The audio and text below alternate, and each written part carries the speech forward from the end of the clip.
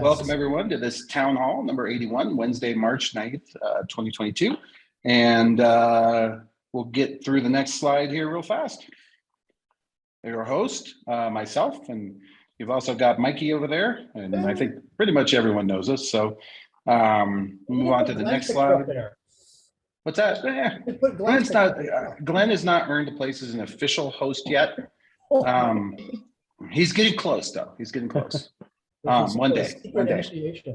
He did introduce me some really good food in Washington, so he probably does deserve hosting. But he's already the lead on the podcast.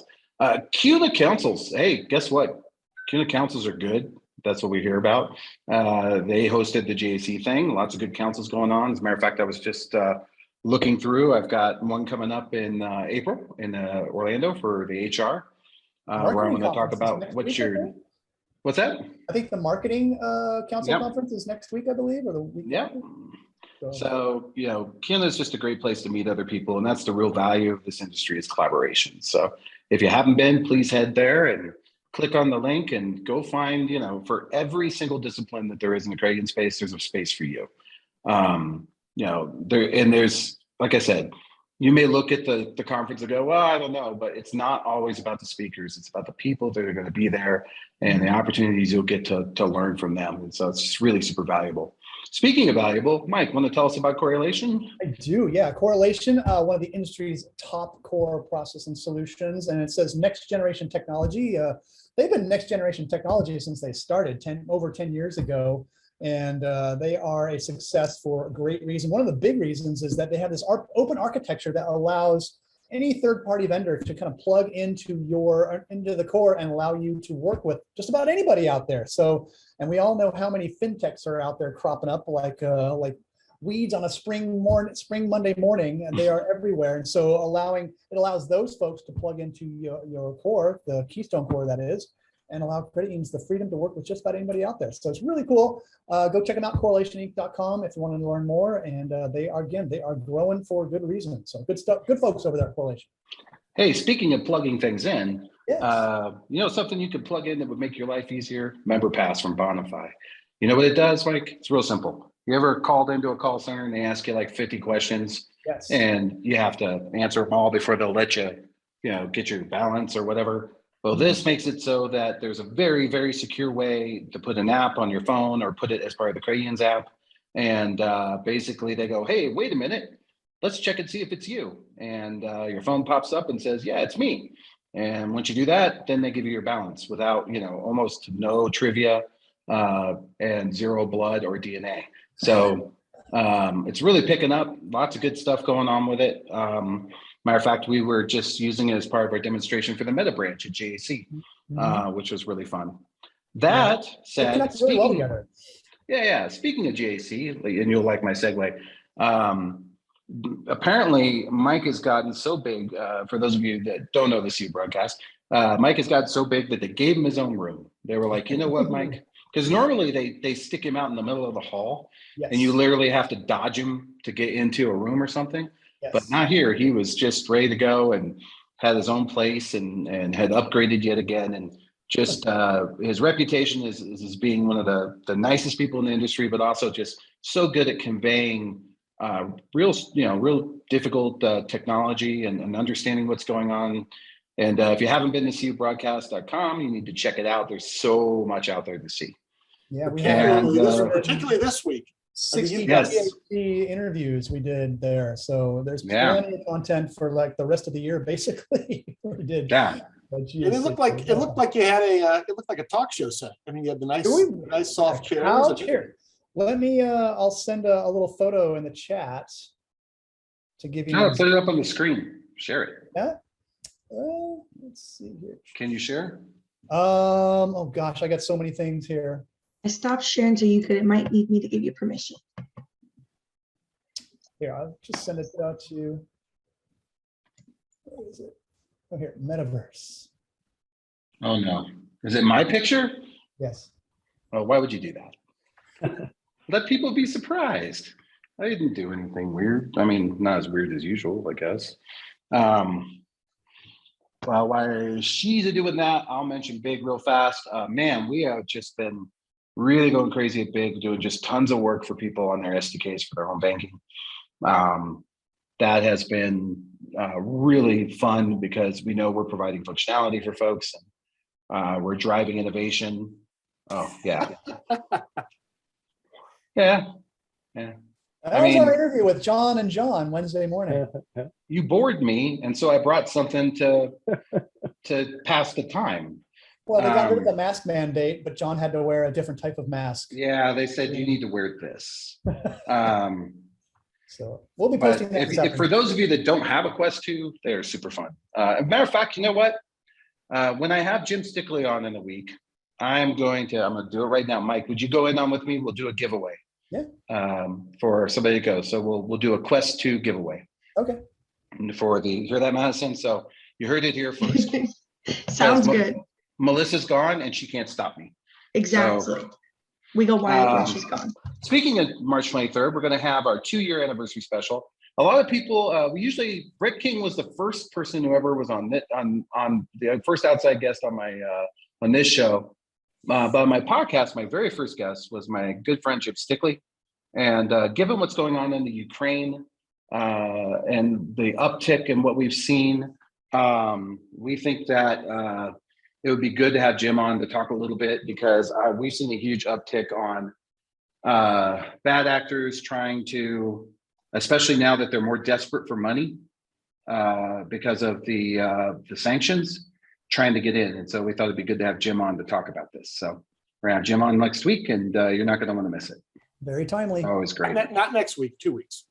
2 weeks, yes, because I don't know what day it is, but there's that. All right, today's topic, and I'm gonna let you guys run with this because I spent most of my time in the VR, and so a lot of my time was golfing. But yeah, let's talk about GAC. I'll kick us off and just mention that there were over 4,000 in attendance. Mike, I don't know if you've got a more precise number, which was down a bit from 2 years ago, which was pre-pandemic, but not down by much. I think everyone was extremely pleased with the way it turned out. Yeah, I think they were pleasantly surprised with the turnout based on what we've been through the last couple of years. So yeah, I think you're spot on there, Glenn.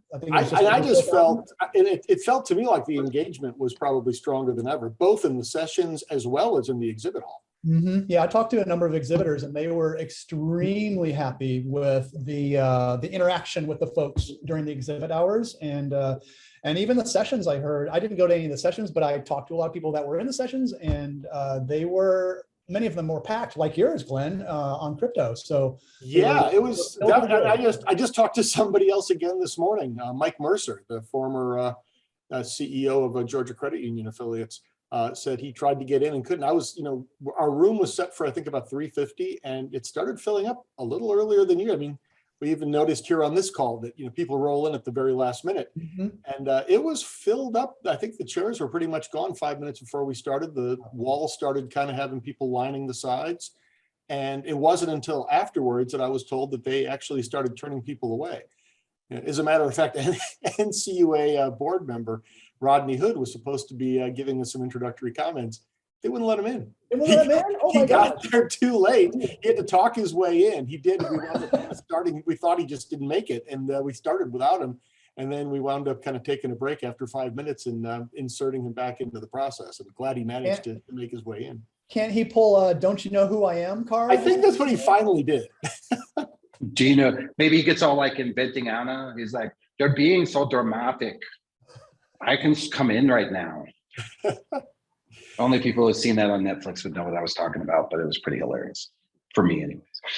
But this ties into something that we've talked about here as well. One of the things that came up during the session, because I noticed the heads nodding in the audience, well, the whole notion, I wasn't sure with that audience, especially when you're talking to some board members and, it's a broader group. It's, again, you're not self-selecting people who are just crypto curious, as they call them, as compared to people who are truly, zealots in the space. And I wasn't sure how, bought in they would be to the notion of credit unions getting involved. And I made the comment that money is leaving credit unions, deposits are being diverted into the crypto exchanges because members are already interested in participating. And I thought that might get met with some skepticism. I saw a lot of nodding heads saying, yep, that's what's going on. And John, that might be a good opening. I know I think we've got a slide about it too, but that's something that Big's been working on for a while, is the kind of the crowdsourcing of data around that with the CU crypto report. Yeah, we are really interested in what's going on there, because it's been just, it started off as just a quick little aside in our innovation club as, I wonder if anybody could pull this report. And sure enough, Suncoast, who just has such an incredible BI group, they had it like before the end of the meeting. And we looked at it and went, not a ton, but interesting. And back then we used to meet quarterly, and the next quarter we looked and it had tripled. And then we looked again and it tripled again. And then we realized this was on a gambit. And that's when everybody else started kicking in, and we realized this is growing faster than any of us thought. It's still an insignificant percentage of, the amount of outbound, if you look at your real outbound money, but something that's tripling or logarithmic in growth is not good. So not good when the money's going out. Exactly. Yeah. So we invented the CU Crypto report, which I'll bring up and share here. It's free. There's nothing you need to, no money changes hands. We don't want any of your members' data. All we want you to do is, we got reports. If you're in Keystone, we can run it there, or Correlation, we can run it in Scimitar, we can run it in DNA. We can give you what you need to run these reports.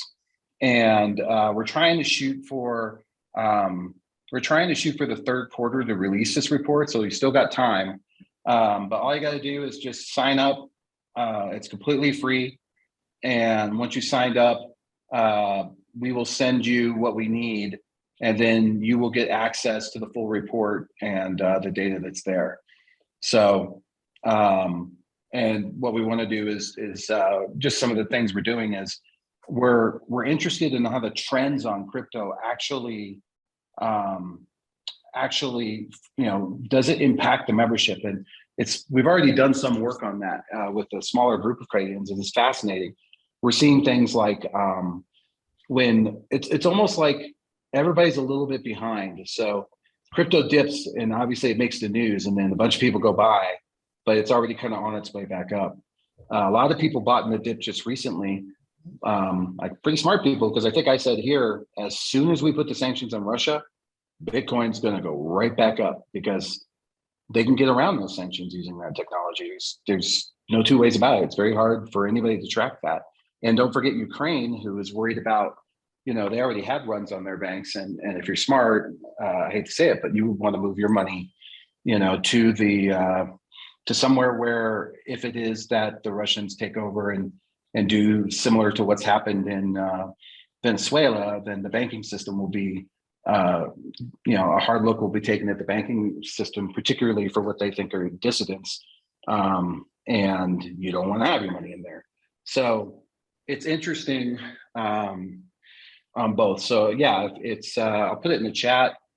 I think Madison's already done so. And good. And Mark, I see your comment. I'll follow up as well. Yes, it is still open. We're still looking for, again, the more the merrier, but trying to get the data all locked down over the course of the next month or so we can actually produce the report.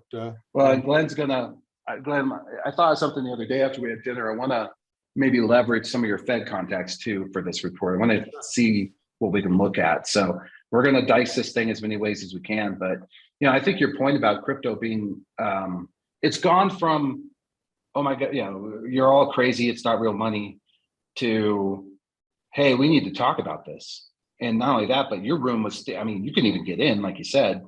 You had to know who you were. It is, it's very much top of mind for a lot of folks. Well, the good news is, and this isn't confirmed yet, so watch the space, but there was some talk that given the level of interest, we're going to try to reconvene that group and see if we can do kind of a similar type panel by webinar sometime over the course of the next month or so. So, oh wow, I'd love to sit in on that. Yeah, I'll get that message out if and when that actually comes to pass. I'll make sure this group gets it. Could I just, by show of hands, or show of chat window or whatever, how many people on this call actually were at GAC? Because I think it'd just be interesting to get a sense. I see Craig and Mike, and I'm just kind of curious to see who else. Okay, Jim. And particularly in any perspectives anybody offers, if you don't agree with the way we're kind of conveying the, what we saw going on there. But yeah, I definitely, and one of the participants on our panel at the crypto session was Gordon Howe, for the CEO of a unified credit union, which is one of the early credit unions that is out live. And one of the points he made is kind of confirming what you were saying, John, in that this is extremely early data. They've only been live for I think 4 or 5 weeks.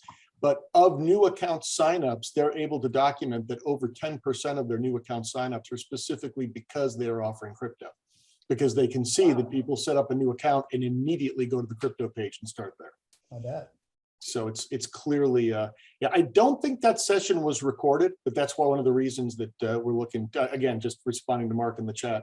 But I'll follow up. And like I say, we should, and we're not going to try to literally, do it verbatim, but I think there was plenty of good content there that is worth kind of revisiting.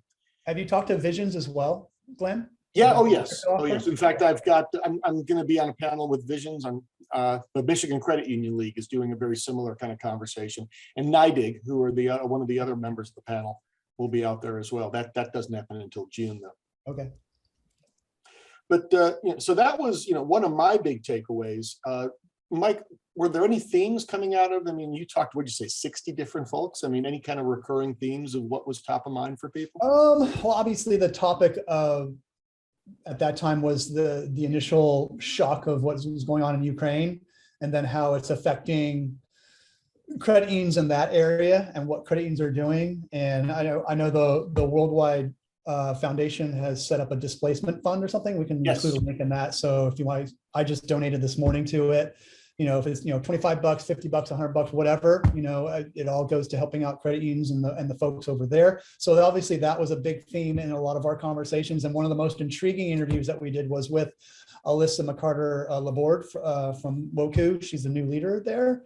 And it was really interesting to get her perspective because she used to live in the Soviet Union. So to get her perspective on what's going on there, and then how she, her experience there while she was there. This is early on in her career, obviously, but just to get her perspective was really intriguing. And so, yeah, we had I think our interview went almost 30 minutes, 20 to 30 minutes or something. So yeah, so it was really cool to talk to her and get kind of a firsthand account of what she's seeing, and then to have her reaction from the Ukrainian ambassador, her presentation at the conference as well. Another session that was standing room only, kind of an impromptu session there. So yeah, so that was kind of the theme that ran through a lot of my conversations there. The thing that really shocked me though, Glenn and John, was that the lack of talk about crypto in our conversations. And that really surprised me because I thought that would come up a lot based on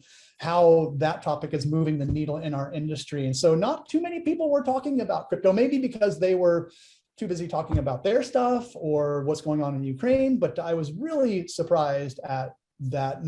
Obviously we talked about it a lot in our interview, Glenn, and that will be posted today or tomorrow. But I was surprised at that. But the other thing that we talked about was the increase in fintech presence at CUNA at GAC this year. I think that was and I talked to Jim Nussel about this, and he said we did that on purpose just because of how much fintech talk is out there, and how credit unions are basically transforming into technology companies. So I thought that was pretty interesting to see that point of it. So yeah, so that was pretty much what we were talking about. I mean, obviously we talked about anything and everything from lending to compliance to regulations to leadership to, gosh, you name it, we talked about it. But those were kind of some of the themes that we were discussing. So let me just ask real quick, the interview with the head of WorldQ, the World Council, is that already posted? Oh no, yes, it is. Okay, good. I'm on the link right now. I will link to that because I'm actually in the process, and I wasn't sure it was going to happen, but it looks like it's coming together nicely. Next week's Bigcast, our podcast next Tuesday, should be entirely about the Ukraine. Yeah, so Alyssa is a very impressive human being as well. So I don't know if you can see this. I unbuttoned my shirt while we were talking. There we go. You can't see. Just got that in the mail. That's awesome. So I I love it. figured I could show that off here. But yeah, Awesome. I mean, it's such a fascinating topic. And I mean, yeah, it obviously came together at the very last minute, but was Anatoly Mura. I don't know if you actually had a chance to talk to him, who was a SVP at the Ukrainian Self-Reliance Credit Union in Pennsylvania as a first generation Ukrainian, came up and spoke. And I think that I just got a press release earlier today. The World Council's fundraising is up to 150,000 over the course of the first 10 days. And they mentioned that it's, originally the thought was, around helping credit unions, but they're also obviously, the humanitarian aid need. That's where the first tranche of that money is going to go. But I thought it was really interesting that, the point that they're making was at the original independence of the Ukraine, credit unions were right there kind of as the green shoots. They were actually enabling the foundation for economic self-reliance. So, when you think about how you can actually support the community, I mean, they're on the ground already and they know exactly where to, put that money to use. So, and not only are they going to have a hard time because of the lack of repayment, but in terms of actually having capital to put it back to use in the community. I think that makes sense. John, I'm sorry, I cut you off before. Oh, no, it's okay. Seeing the shirt was worth it. So I'll piggyback on Mike's point here. So what it felt like to me, and I have kind of a different direction to take us in a little bit, but what it felt like to me was this having, been to GAC a few times, it felt transformative in the sense that we had gone away and come back. And to me, it felt a lot different. The world, it was, as I think Mr. Nussel was pointing out, that they recognized the world was a different place for the credit unions. And it really did, it represented in the booths and things that were there. So for example, our booth, I was there with Bonify, and our booth was right next to an LBGTQ. Did I get all the letters correctly? Yes, that's Zach Christensen's operation, CU. Yeah, and I thought that was interesting because as much as Ukraine is all on our mind in crypto, that's also another thing that sort of happened since the last GAC. And quite a few people stopping by there. I just kind of got to see that when I wasn't in my VR gear. I thought that there were a lot more folks sort of, what I saw that was really refreshing was just the halls were packed with people. And I think there was a pent up demand of, oh, I haven't seen you in a while. And this is where I see you. And that face to face, I feel like in terms of the floor, and I was able to, be in the floor in the in-betweens and whatnot, certainly represented that. It represented that I felt like there were people on the floor poking around, but a lot of it was catching up with folks, important, meetings that needed to happen. So that was another aspect of it that I thought was interesting. What about the meta branch? I mean, you were actually demonstrating, and that's a new concept that a lot of people are probably seeing for the first time. What kind of reaction did that get? Yeah, the people who did it, my gosh, we just had, and I'll show you some of the pictures, but we just had such amazing people, or people that came by were just, it was almost like, well, first let me explain what the meta branch is. So we were talking with our credit unions. I got back from CES, as you know, I went to CES this year. And the number one trend I saw was kind of the meta branch. And because of that, I was interested in what that means for banking, because it was so in your face, AR, XR, VR. And let me explain. VR is kind of what you saw in the picture where they were, where we were together, or where I was wearing it, and it looked like I couldn't see, but I could see. But that's a enclosed system where the only person that's in that system, or only thing you can see in that system is just inside that world. The AR is when you're wearing something that can sort of take the world that you see and add to it. And when a good use case for that, or a good example of that, is Pokemon Go. So people hold out the camera on the Pokemon Go, and it puts little Pokemon nearby you. where they are. So that was another, aspect of it that is there. And then XR, and this is kind of where, I'll probably be mocked, although I was really surprised I was not mocked much at the place. But back in 1997, Elliot and Elliot's on the call, Elliot Cotto, we went to his dad, Elliot Cotto Sr., and we tried to we said, hey, we think everybody's going to have a website. Maybe that's the future. Maybe it was a little earlier than that. It might have been 1994. We think that every company is going to have a website. Hey, you want every company? What the heck does the barber need a website for? And we said, oh, yeah, they're for sure going to want a website. And we sort of made that point, and we wanted to start a business. And he gave us 10 grand, I think, to go away. But it definitely was something where folks were looking at this going, I don't know that blah, blah, blah is going to have a website. Well, now, your dog probably has a website. So .meta, or the metaverse, or this version of it, is certainly going to be something that everybody's going to need. And so just to give you an example, so what we did was we created something just as an example. So what this is you could put on this VR and you could go and walk around in this branch. But what was interesting about this branch, and I'm going to turn off the noise, it was trying to make a few points. The first one was the physical and the other are going to come together in a way, and people are going to spend money in this environment. Facebook changed their name to Meta for a reason. So as you can see, this is called the Meta branch, and I'll get to the whole point of that here in a minute. We had some robot concierges, and one point I wanted to make that was very interesting about the robot use case was that the one thing we're finding is that in terms of bias, having a robotic avatar removes that bias. It removes, any concern about race or anything else, because it's being sort of operated in a bubble where that isn't a thing. So that was something we found very interesting, and something that could translate to the real world. You'll see that he's waving, he's actually walking around. And then this is the other thing here. So this is actually, and they're starting to do this. You're starting to see these sort of metaverse credit cards, and this could be crypto. It could be a lot of things. In our case, what we thought was, okay, let's build something that could be universal. But let me kind of talk about, why you would even do this or what it means. Can I clarify first, Chuck? Yeah. The hand that we're seeing there, the person who is actually driving here, that they control that hand?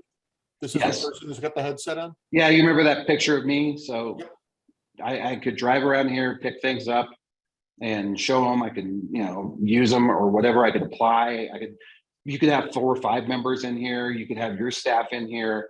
But again, I'm not necessarily saying that this is sort of the end game. I think this is sort of dabbling. We're learning. But one thing we did really see a cool use case for was shared branching.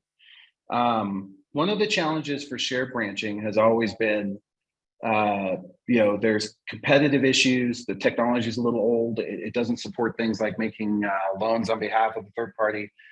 And this actually uses the Bonafide track as a background to confirm who you are.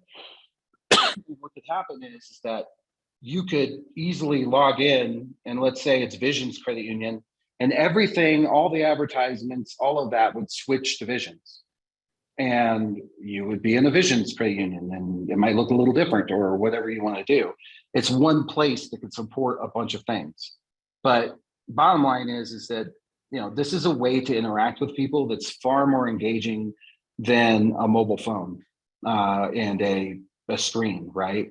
And it's a way to bring those to the edge. Is it the end all be all? No. Do I suggest everyone go out and start building meta branches? No. We're more interested as an industry to collaborate and try some things and see what wins and what loses. And that's kind of what John Ainsworth and I discussed. So just letting this go a little further, you can get around here, you can see things, you could actually use that card over there. I think over here he's going to go out, but here's an interesting thing, and this will happen, and this is where I'll take it from the VR, which is this enclosed one, to the XR or pardon me, AR, and talk about it. So we all know that cars are becoming, we've had shortages, we've had supply, but people still want to look at them. And so this is going to be a thing one way or another. And what's going to end up happening is that you might walk into a space and in your glasses, and this is kind of predicated on Apple Glass when that comes out, which we know is going to happen. I actually spoke to Tom Chi over the weekend, who developed Google Glass and a bunch of other patents for Google. And he was talking a little bit about, this future. But you can see these cards are really, really detailed. And this is a device I'm using is like $200. So bottom line is this becomes more ubiquitous. And remember, Palmer Luckey, which is the guy who invented the Oculus, that Meta bought his company, Meta being Facebook. They recognize that there's an opportunity to really go a long way towards. They recognize that just talking to your friends on the wall is very different versus having the ability to go and have these virtual things. And you're looking at this now and you're going, that's cool, but think about where we were with websites 5 years ago, 10 years ago, and how much that's grown and what the experience is like. So, but let's get back to AR. So you might be wearing these Google glasses. You go to this credit union, and instead of them spending all this time putting this, or in here, putting all these advertisements up and doing all this, it may all just be virtual, built into the glasses. Is that tomorrow? No, but it's something we looked at, because the other thing is crypto plays a big part in this world. You look at Decentraland and some of those other places, buying property in these virtual worlds that are the premier virtual worlds is really expensive. But they're going to be where you want to be, so people can see them. And why not build one branch that all credits could be in instantly by just clicking a button? Hey, Elliot, could you pull up that screenshot we had of the member pass inside the virtual world? I don't know if you have it there. And by the way, if you're interested in this and want to get a newsletter or just talk about it with us, you can just go to, I think Elliot will put the website in. I'm pretty sure it's CU Metabranch or metabranch.ai. Yep, I just linked it in the chat. There are actually a couple good questions too in the chat. Scott had a great question about it being ADA compliant, and that's a great question. Yes, it is. That's actually a big point of it. Is it definitely helps with mobility issues, particularly if you want to have an experience where you can sit down and talk with someone. And soon, and you'll see this in some of the X Prize and some of the things that are happening, the full face of someone will be transmitted there. It's a branch that can be open 24/7 and be populated by other people. But absolutely, from a mobility standpoint, that's I know he's kind of a little bit joking, but it's true. Now, from a blind standpoint, they actually have a better job of describing the branch than your real branch, because they can tell you that's a desk, it's this high, it's that, because you know every detail.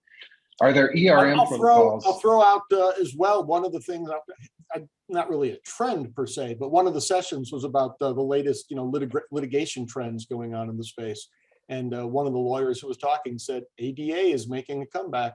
It seemed to kind of get quiet there for a little while, but they're seeing more of those cases pop up again. So he kind of said, keep your eyes and ears open for this.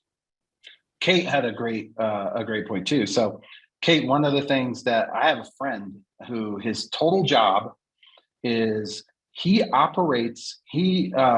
there are companies that use this technology, and they have their employees work in this virtual store, and he comes in and operates an avatar to act like a customer to play out bad scenarios. Like he comes in and then just, messes up a whole section of the clothing store, or he comes in and wrecks other places. So this is being used for that, like a robbery. It certainly could be used as a robbery training, to really give a feel for that and to know exactly what to do. So that's a interesting concept, is you can do this real world training in a way that you couldn't before. The other thing that I'll speak to about this metaverse is every piece of property, everything will get a digital twin. And let me explain what a digital twin is. So a digital twin is going to be a virtualization of your property. So every branch eventually will have a digital twin. Why? Because if we're going to use robotics and AI, we're going to have the data about those branches. We're going to have to know how wide the spaces are. We're going to have to know where things are. And it's going to be a big deal. It's starting already. Pretty much Amazon, all the major players in the factory warehouse area are twinning their environments and then running simulations on what the best way to do is. What I see for branches and credit unions would be probably the use case of redesigning branches, understanding the flow as we look at, even COVID protocols or even ADA, stuff like that. But the twins are going to be really important, and you're going to want a digital twin of every organization. And then the double use case for that is possibly building something in the metaverse. Where I think this is going, or where I think it may head is, so these Quest 2s, which is the product we're talking about, they outsold PS5s last Christmas. So that thing I was wearing on my head in that picture, it outsold a PS5 last year. And that, now I will say a little of that's because they were so hard to get, the PS5s, but it's still amazing, because if you haven't tried one, please, it's worth your time. It's just like I say about everything else. You got to know what's coming up. You got to experience it. The other thing that we've been working with is with Microsoft Research, talking to them about what this might look like in terms of how they're looking at the metaverse. And they're really looking at it also from these IoT devices that are tracking a lot of what's going back and forth inside these digital twins. And they have a whole platform for that. But they really are putting all their money into the HoloLens. I think I showed last week, we showed the HoloLens, my HoloLens video. If you didn't go and watch that, a lot of people were like, somebody looked it up and told me that was 2016, Mike. We did that in 2016. Yeah. And that was amazing tech for back then. Now it's just, even gone much, much further. Yeah. But it kind of speaks to this evolving online experience. Now, JP Morgan put one out, and I actually finally got this recorded, so I'm going to get it put out I think it's going to go out in our Meta branch emailer. We're going to try to get an email out once a week or every couple of weeks with some information. But I walked through the JP Morgan branch. So JP Morgan put one online, and they got a tiger in there and a picture of Jamie Dimon on the wall. And there's a few TVs playing stuff. But I see it more as a utilitarian play where if we're going to do it. But one thing I didn't tell anybody that was really fun was there was a secret room, and it wasn't in any of the videos. And so, and I told everybody, hey, see if you can find the secret room. And, a whole bunch of people were, it kind of gave them a reason to look around. And what ended up happening was they looked and they found it finally. It was a door that said, "Do not enter." And I'll show you what they saw. And of course they entered.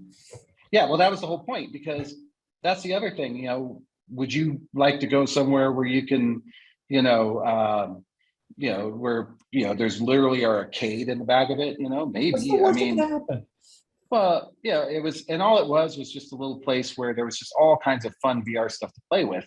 There was the, bows and arrows, and it's going to take me a minute to find. I had it pulled up, but I wound up, I'm not in my normal studio, as you can tell. But there were bows and arrows, and there were, punching bags, and there were hats you could put on. But it was this secret room, and everybody who did this, and I'll bring up some pictures here, everybody who did this left smiling. And that was the thing I thought was so interesting, was that, we were just surprised at how much people, really liked what they saw, how much they just had a really good time. They were smiling and happy. And we had a whole bunch of people, because we had them there as a demo. And that was another thing that kind of blew me away, was just how much everybody seemed to just, it was like, I've never seen somebody pick up their cell phone and just grin ear to ear like that. So I thought that was pretty cool. Here, I'll show a couple of them here. One of them is one of our supporters, which was Jeff Dent. Have you seen Jeff Dent lately? He looks amazing. Yes, he's a different human being. He was I was not gonna lie, I was, he was, I didn't even recognize him. So let me pick it up from here. I'll just show a couple of these. So this is Constellations. That's Chris Kovacs. Yeah, he was very interested in it. This is a gentleman from another country who was very interested. There's a better picture of it. You can see he's, poking around, and this is Chris Sineda from BACU. One of my favorite pictures of Chris is, and here's just a little of him using it. And eventually he gets his way to that room, and you'll watch him because he's like trying to shoot a bow and arrow and doing all kinds of stuff. But you can see, if you look in the videos, how happy he is. He thinks, and by the way, he's never used one of these before. And that's how long it took him to get into the car and poke around. He walked away saying, yeah. So I guess one of the things that I thought Chris said that was very interesting was, oh, here he is. This is one of my favorite. He right away said, we need to get a meta strategy. And I think that's probably what may come out of this as well. And part of that is just understanding it. So, but here he is with his bow and arrow. So the CUNA Technology Council should be interesting this year with the metaverse talk there, I would think. Which one? Sorry. The CUNA Technology Council? Yeah. I haven't, I got a chat with Fernando. But yeah, I do think there's something there. Again, we're not suggesting everybody go out and invest in this. That's what Big is here for, is to experiment with stuff. And that's what I was going to say. I think it's a little bit unfair to, since he's not here to defend himself, but one of the places where you and Ron Shevlin kind of had a slight difference of opinion on the last call where he was there was, his point was, it's too early for financial institutions to really get, to be diving into this. And, he said, well, nobody really got hurt by being late to the internet game as well. And I think you guys are just kind of saying the same thing different ways. I mean, you're not suggesting that people go plow a whole bunch of marketing dollars into the metaverse. But if you start doing a little bit of learning by doing, that's obviously got to serve you well in terms of understanding where things are going. And it doesn't take that much, especially if you do it on a collaborative basis, right? Yeah, and it's conceptual in a way. Like, I don't know how many of you have kids on this call, but if you do, how many of your kids are using this Roblox thing? Mike, I'll start with you. Oh, yeah. Has anybody, if you've not looked into this, this is a whole another virtual world. It's like Metaverse Junior. That's they're gonna graduate to something bigger and better when they get. And would you say that's their absolute favorite thing? Completely. Like, yeah. Completely. And I hear this so much so that Roblox is a huge company now. And they've bought all kinds of stuff. They just bought a company that it'll be able to track your face and start moving. I mean, it's just going to get better and better. But what we're finding is that the bar gets higher and higher, and they want a more immersive experience. And so, anybody else have kids that are using Roblox? Active shooter drills for kids. I agree. And we've actually talked about that one quite a bit. Actually, it's funny. I've been working on just because I want to be weird, I'll show this, but I've been working on a project. And I actually got some traction on it this past weekend. So I was pretty excited about it. I have an idea on how to deal with school shootings that I have pitched to a couple companies. I can't say who yet, but and I finally think I got some traction for it. And I think it will eventually, it'll play out. But here, I'll show you, because Kate said it, and I like Kate. So here's my school shooter defense system, which, by the way, is very meta. It's a very meta thing. So the biggest issue with school shootings is that it takes too long for the police to get there. And so we got to find a way, right? So here's a little AI, if we can find someone with a gun in a parking lot, that's not hard to add AI. That was super simple. If you could see them, but then the problem is, what do you do with them? How do you stop them? You don't want to send kids out there. So you get the police there as fast as you can keep them down, you can immediately lock down the whole place. And then they can also release drones. And there's the meta, right? So these people are flying drones remotely that then can be used to go ahead and non-lethally stop the guy before he ever gets inside. So that's a nice feature. But the biggest issue is that once they get inside, I like that he's got one from a locker. He doesn't look like a kid, but you know, you go inside and if we could see that he put this gun in, we can lock people down, but we can immediately release these drones. And again, we don't care if he shoots the drones. We know it's one of them. You know, it's all about response time. And by using this meta, you can be there immediately. So, and this is stuff that we've been, looking at with robotics and other things that are out there. So a lot of interesting stuff. Anyways, I've been thinking about that for a long time. That's And I cool. finally got some of it built. It's the same technology that we use for Beyond. But going back to your point, Glenn, I think that I think you got to dabble, and I do think that Ron and I were kind of saying the same thing. I've just seen, mobile was a good example where people held back. RDC was another one where it took time and then once it hit, basically technology comes in two flavors. It's either going to be evolutionary or revolutionary. Evolutionary technology is like bill pay. It showed up, but if you didn't have it right away, no one was going to die. People weren't going to leave your credit union. And that's probably the number one way to determine whether it's evolutionary or revolutionary. Revolutionary technology, people will leave if you don't implement it fast enough. And one example of that was remote deposit capture. There were tons of things on Apple iTunes reviews and on Google reviews of people saying, hey, they don't have this. When are they going to get it? And when it didn't show up, I'm leaving. I'm going to Chase. Now, what they didn't know is no one's ever gotten a check through Chase, but that's, neither back then anyways, neither here nor there.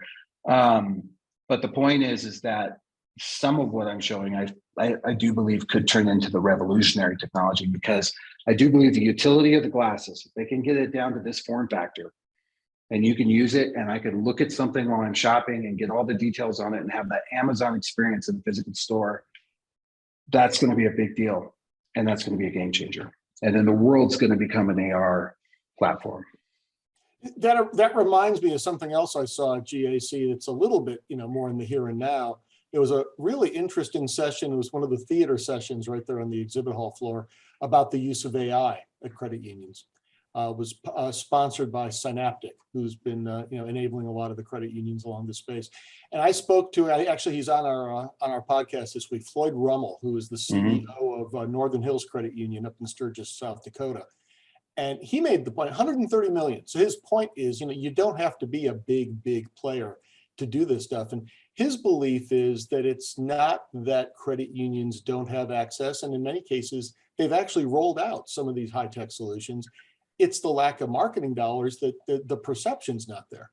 We've always been the best kept story. Haven't done it or can do it, but people just aren't aware of it. Yeah, I absolutely think that we have to learn to tell our story better, without a doubt. I do agree with that. Hey, I wanted to use the last 10 minutes to ask you a question, Glenn, and everybody on the call. And it was kind of related to JC, but so gas has hit $5 here in Colorado. I'm assuming that it's pretty high out where you are. Maybe everybody can put in what they've seen the gas rate at. Yeah, Mike, did you say 6? Tell us where you are and what the gas. At least 6. Okay, and so it's $7 in LA. Wow. Like it or not, this is going to hit our members in the pocket. Just wondering if anybody has any programs that try to, to help people with this, because I'll give you an example. So I have this big old nasty truck that's like 2004 that I used to drive back and forth stuff to the dump or whatever. And today I took it to Home Depot early in the morning, and I realized I think I spent more driving to Home Depot than what I bought at Home Depot. But I just didn't know if anybody's thinking about that out there in Ukrainian land. It seems like this is a great opportunity. If you want to support the Ukraine, maybe Ukrainians could come together and find some way with rewards or something to offset this craziness, because we're getting to summer and people want to drive and go places, and this is going to impact us in a lot of ways. It'll be interesting to see, given all the pressure, and it's an election year too, and we know gas prices are not going to be looked upon favorably. I know, I do want to know gas prices in Canada. What are the gas prices? I wonder if there may be, usually we're coming up on that time where we change the formulation for environmental reasons. I almost wonder if someone puts a hold on that, because that adds another, 10, 20, 30 cents to a gallon. And do we think this will drive hybrids? It's always that interesting question. It's, that's the lagging indicator. Well, for one thing, you got the issue with nickel. You don't even have enough batteries to make hybrids or electric cars. Though Tesla just opened a new battery plant out in Texas. Yeah, and it depends on how long does it take to really get that stuff rolling. It's really lithium too. Teslas are on pretty long back order right now. I don't know. I do want to know the gas prices in Canada. Well, please tell us. You have to convert it from liters, right? We're at $1.70 CAD. So Canadian dollar though, that's really super cheap. But that's per liter. Oh, right? Per liter. Ah, I can't. okay. My brain's not doing the calculator, but you have to take Well, that. it's probably Hey, relative Siri. in most places. Hey Siri, how many liters in a gallon? She said, I don't know if you guys use AirPods, but if you ask Siri something like that, and she'll go, like that in your things, which is Little attitude. always fun. But let's see, 3 liters in a gallon. That's only 510. Okay, isn't it not? In that case, it's not that much further. 510 Canadian, Right. which is actually like $7. Yeah. So, yeah, that's hit them hard too. Will unmuted to tell us that. Well, I like I said, I was just curious if anybody had thought of that. It seems like a great opportunity for the credit union space to support what's going on in the Ukraine, but also help the members. Maybe there's every time you use a card for gas, maybe you give them more rewards just to try to help them out. Or I don't know. I'm sure there's much smarter people to come up with a good program for everyone, but it just seems like a tremendous opportunity for the credit union space to do something the banks probably wouldn't do. I mean, to the extent that you can actually, control your own rewards program. Yeah, and I know that, I've got a Chase rewards card, and they alter the categories you get your premium reward on every quarter. I don't know if they're going to, if this makes them more or less inclined to do it on gas, but it would certainly seem to be a logical one from a goodwill standpoint. Yeah. I don't know. I was just wondering. And when is that LGBTQ interview coming out? I did not get to speak to them much, but I was really interested in, given what's going on in Florida. And I know it's an interesting topic, and it's something I think from a talent pool perspective, cranes are going to have to tackle because we're all fighting for kind of the same talent. That's where my virtual robots come into play, because nobody cares, what's behind my robot. But did you talk to someone from there, Mike? I've had them on the show quite a few times. It's the CU Pride group. Zach, was it that? Linda Bodie from Element Federal Credit Union, who actually you should have her on the show because she's very tech savvy and she really leverages QSOs to the nth degree. So she's awesome. Okay. Aha, there we go. Jim's got the. What's that? Yeah. And she's a smaller credit union, Element Federal Credit Union, but she's all about leveraging QSOs and really using technology creatively. So she would be a great guest. Will you say her name one more time? Linda Bodie. Thank you so much. Element Federal Credit Union. They're in West Virginia. Thank you, Mike. Yeah, she's another impressive human being. So yeah, she's great. So very funny too. I'll end this today with an interesting discussion I had this week. So on Wednesday, I got to spend an hour with Seth Green, Seth Green of Robot Chicken, Seth Green of many, many movies. And we were talking about AI, and we were talking, and he's really concerned about, AI's impact on humanity, very much an Elon Musk point of view. And he was talking about this article that I have mentioned several times, which is, I think it was Google had to turn off this AI project they were doing because I believe, it was a chatbot that was trying to figure out how to, talk from Japanese, say, to Korean. And if you do translation today on Google, it always goes through English first. And because we conjugate verbs different, and that's where you get the fun stuff like on Fallon, where they come up with lyrics that they put through Google Translate. If you can make it so that there's a direct translation, so they thought this is a good job for AI. So they put the two AIs together and they said, hey guys, figure out the best way to translate. Here's all the training. And within a day or so, the AI had developed its own language, the two of them, to talk. And nobody knew what the hell it was doing. Wow. But it was working. So they shut it down. Now, Seth thought that the AI had decided to do that, and still does, I think, because we didn't get a chance to talk it through completely, that the AI had done that to obfuscate from the humans. But I think it just said, this is a faster way of talking. Why would we use human language when we can build out our own to deal with this? But we're going to have to conquer that concept in the creating space too. It's something I've been thinking about a lot after having that conversation. And so here's my little tip to everyone. If you haven't started some sort of code of ethics for data use and a code of ethics for AI, you probably should start thinking about it, because better now to get ahead of it before you actually have the tech and have to build it as a afterthought.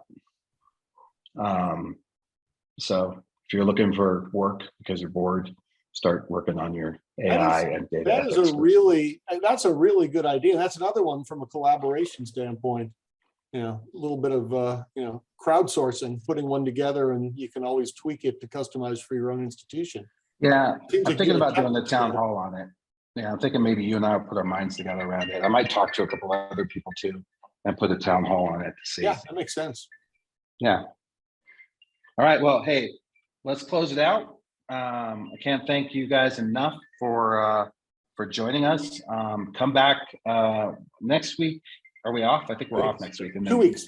2 weeks, Yeah. Anniversary episode, 23rd. 2 weeks anniversary episode. You're not going to want to miss it. We're going to have a lot of really good things to talk about. And I've heard that Hacksaw may be showing up since Stickley's there. Mike, you remember Hacksaw, right? I think so. Yeah, he was in the Stickley episode. I don't know where he came from. Okay. But we're going to keep an eye out for him. Okay.